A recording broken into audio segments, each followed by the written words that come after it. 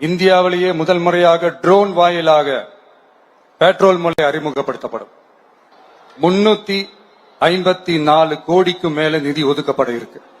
திட்டத்தோட இரண்டாவது கட்டமா இந்த படைக்காக மட்டுமே 2500 புதிய பணியிடங்கள் உருவாக்கப்பட உள்ளது.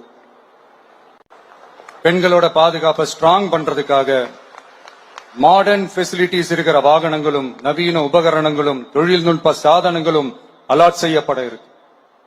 ஆல்ரெடி உமன் சேஃப்டிக்காக செயல்படுற அமைப்புகளுக்கு அடிஷனல் ஸ்ட்ரென்த் அண்ட் சப்போர்ட்டா இந்த சிங்கப்பெண் படை செயல்படுங்கிறத மீண்டும் வலியுறுத்தி சொல்ல விரும்புறேன்.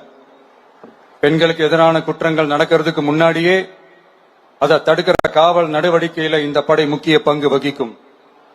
ஃபீல்ட் ஒர்க்ஸ் அண்ட் பிரிவென்டிவ் ஆக்ஷன்ஸ்ல இந்த படை ஈடுபடுறதால அனைத்து மகளிர் காவல் நிலையங்கள் எல்லாம் வழக்கு விசாரணையிலும் குற்றவாளிகளுக்கு தண்டனை வாங்கி தர்றதிலையும் இன்னும் அதிக கவனம் செலுத்த முடியும்.